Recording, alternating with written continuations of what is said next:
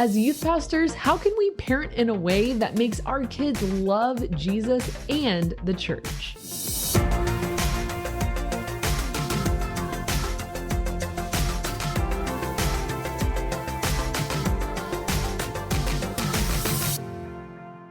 Welcome to the Ministry Coach Show, where we bring you actionable, practical tips on a weekly basis. My name is Jeff Lascola, and this is Kristen Lascola. And this is kind of a follow-up, a little bit, of an episode we did not too long ago, actually 2 weeks ago, because we had some interest, and people were telling us that, it really impacted them. But I feel like there was a whole other side of this topic we didn't discuss, and that's in regards to parenting and ministry. And we sort of focused before all about how to make your ministry run and functional, right? Which is very important. But then there's the other flip side, the other side of that coin, which is, well, how do you make home life also work well and functional? Yeah, I was telling you, Jeff. Me? Hi. After we recorded that episode, I was like, man, all I told people was like, here's how to get your work done. Because sometimes that's the phase of life you're in. It's just like, how do I actually get work done and be a parent and do it all? And I told him, yes, me, Jeff, that I'm like, it just felt very head. And I said, I think we missed the other half, which is the heart of parenting and pastoring well at the same time. And so that's, like you were saying, this is what we're going to be talking about today, is more of the heart side of what does it look like to be a really good pastor and a really good parent, and make sure we're caring well for the hearts of our fammy. And once we've gotten our work done, so listen to the other one. Because that comes first. And if there's any time left over, then actually hang out with press play on this podcast. You know what they say, work first, play later. Okay. All right. No, I mean, we've already talked about that. Right. But now it's okay, well, it's not just winning in parenting as being a good employee and getting your work done. But I think parents do struggle with that. So with all that said, here we go. So starting with the end in mind, we work backwards. So at the very end of your pastoring career, what do you want your children specifically to say about you and your job and the way that you did it all? Our senior pastor, Chris Brown, one of our senior pastors, he did a message this weekend on the life of David, and it's kind of like the end of David's life and the last Psalms he's writing.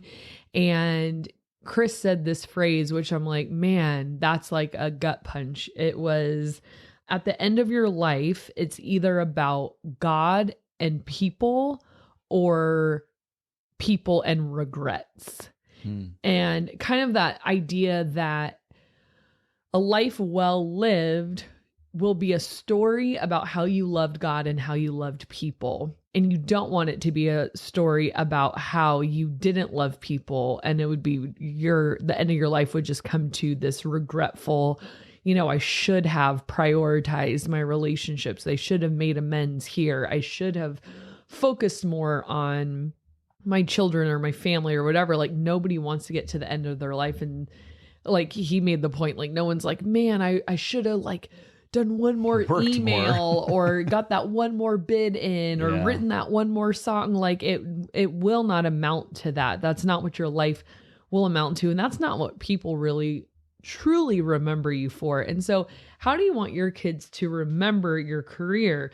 So some of those end goals would be, for me, and I've heard Chris Brown say this too, is you want your kids obviously to love and follow Jesus, love their parents. Specifically, what we're talking about today is the parent that's in vocational ministry, and to love the church. And so how do we make sure our kids grow up loving the church when we work there? How do we live out and live our vocation out in such a way that our kids actually love the place and have a good feeling about it? Yeah, because it's a little bit tricky when you think, okay, let's say your job, you were something else, a plumber, a doctor, or whatever, if your children grew up resenting the plumbing world or the doctor field or garbage, The doctor field, the medical field. These are technical terms you don't need to worry your pretty little head about. Are you in the field of doctoring? They grow doctors in a field, dum-dum. No, so if they ended up resenting that, well, that would be unfortunate, but you don't want someone resenting the church and God, because we know how people and stuff. Like God and the church are synonymous for some people. Like God is bad because the church was bad, and like that would be like a nightmare. Every pastor's nightmare, and we've heard those horror stories about PKs, the pastor's kid, they're the worst and all of that. And so there's like that added pressure of target on their back, expectations from the church and staff of what a pastor's kid is and isn't. And they're a little bit more under a microscope and all of that kind of stuff. So one insight I was thinking through is that our kids' perspective of the church is seen through the parents' experience of working there and being there. So like, for example, a lot of times my junior high students, it's adorable. They try to talk politics and I know they don't know anything about it. They're regurgitating everything they've heard at home about a particular candidate or a prop or congressperson or what's happening in the school system. And I'm like, you guys aren't watching the news. You guys aren't researching. You're not reading articles. You're hearing adults in your house talk, and that has become your truth. And that is what you're regurgitating. And I've had students get angry, and I'm like, an 11-year-old's not angry about politics unless people in their house are angry about politics, right? So in the same way, what we bring home baggage-wise from the church, what they're listening to about our perspective of our own job, and when we come home and unload, just be very careful of the picture you're painting of your job, because again, our job, like you said, it's not like the doctor field or something. It is tied up in their faith, so if they grow up with a distrust of doctors, bummer, but like that doesn't have eternal significance, right? They'll maybe get over it or go another route or something. But if we paint a bad picture for them of the church, the unintended consequence of that is they lump God and church all together. Now, if adults can't even separate church and God, much less a child being able to say, well, this is an unhealthy work environment, has nothing to do with God. They can't sift through that. Church and God are the same thing as you grow up. Now, they wouldn't ever verbalize that, but it's all lumped in this spiritual development thing at a young age. And so we have to be super careful about when we come home, what we're talking about and the people we're talking about and the frustrations and, even to your spouse, not like we'll keep secrets from them. But a lot of times, if you're in an unhealthy church environment and you come home, it can start making your spouse super angry with the church, and maybe rightfully so. I don't know if there's an unhealthy thing going on, but all that to say is we really have a lot of power over the perspective our family has of the church. So be very careful. So how are they experiencing the church through you? Are you always frustrated? Do you complain all the time? Are you just chronically unhappy because of your job? And their feelings are going to be shaped through those experiences. And then another thing, kind of number two, if that was number one, number two, are your kids unintended, are you unintentionally making them the sacrificial lambs of the church? So I've heard some people that do vocational ministry as a career say, yeah, family does come second, and I have to do this is ministry's number one and family comes, and I don't know.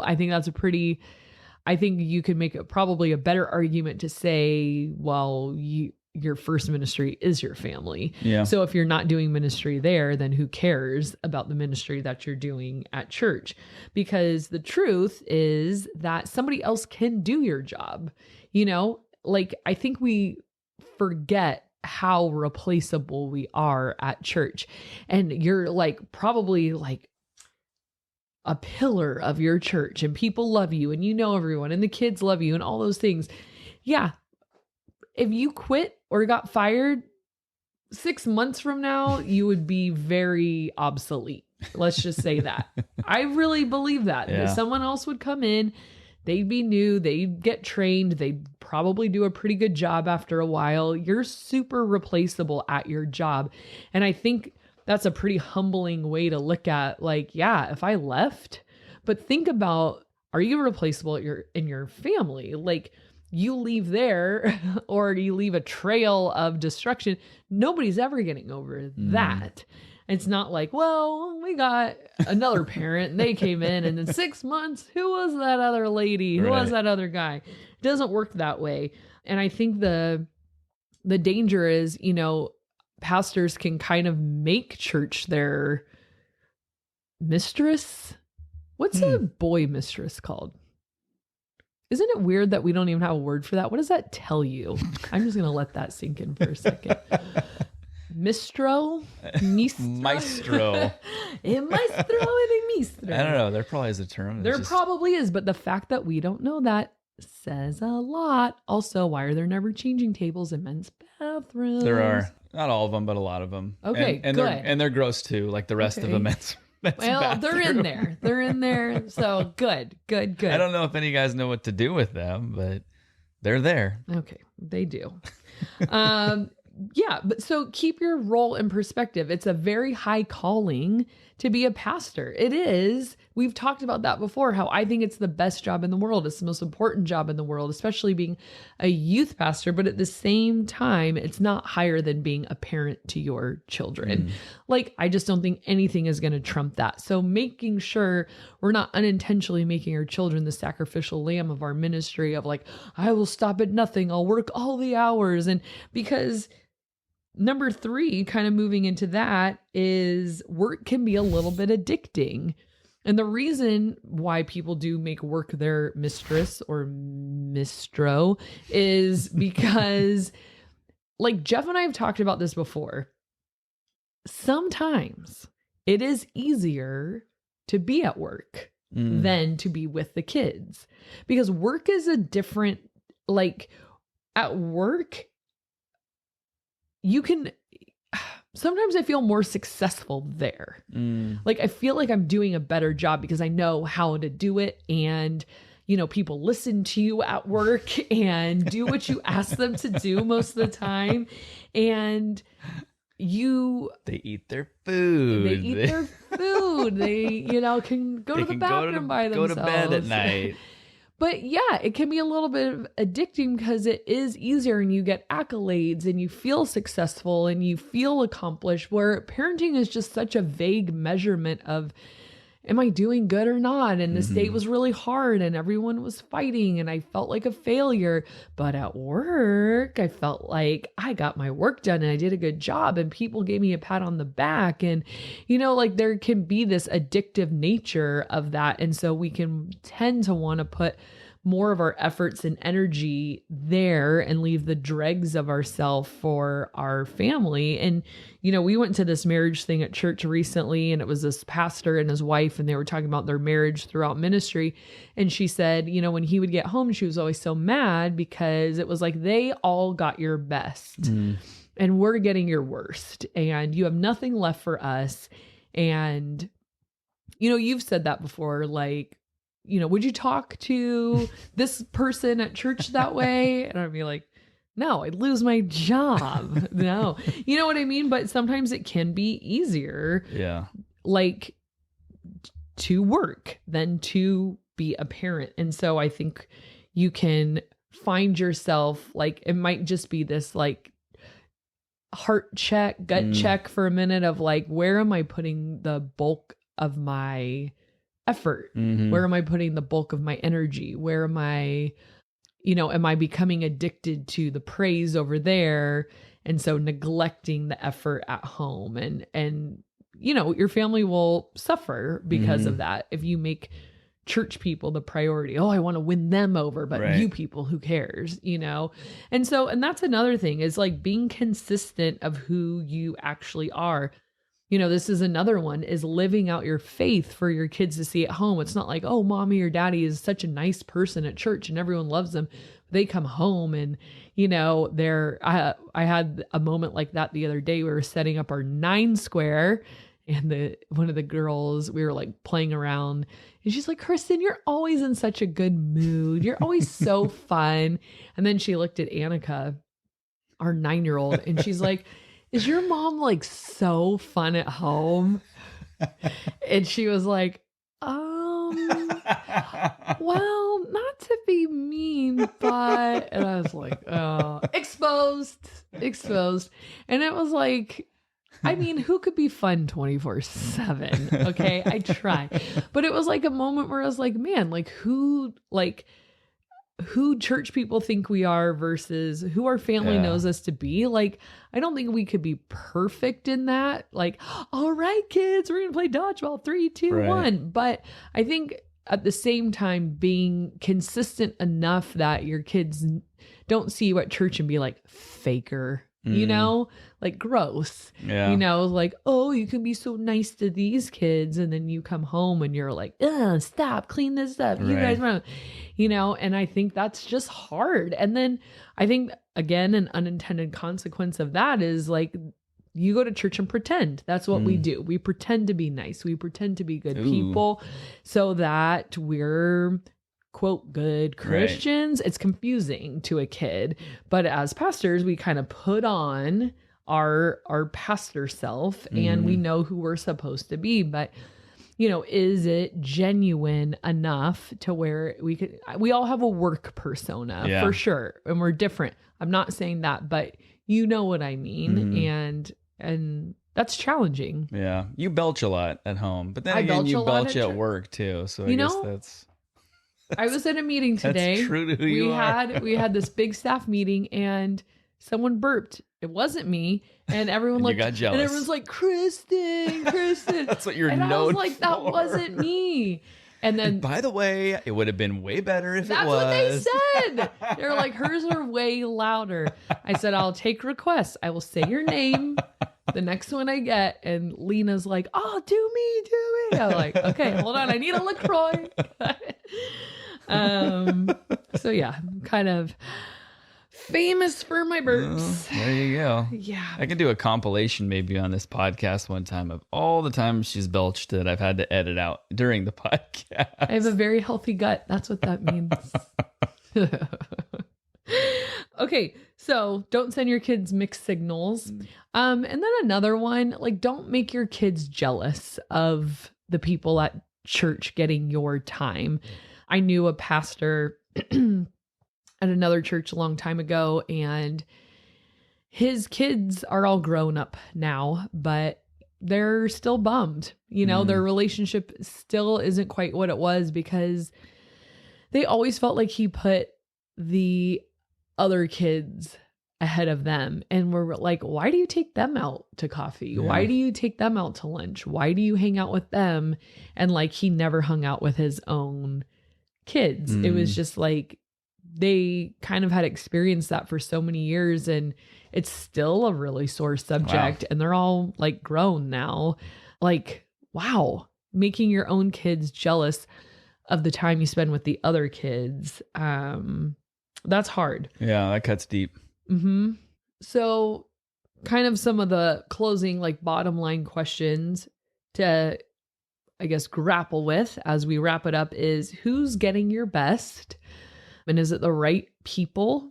And if success at your, let's say, maybe not deathbed, but retirement party was with starting with the end in mind, for your kids to love Jesus and love the church and love you, what can you do today? What are those habits? What are those work family habits?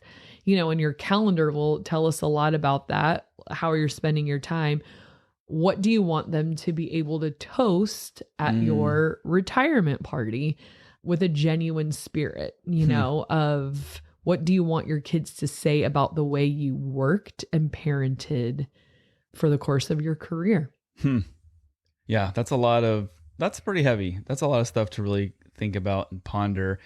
And it always brings me to the point in the podcast where I have to transition to a question of the day. And ones like this, it's like, I don't know how to transition, so I'm just going to go ahead and do it.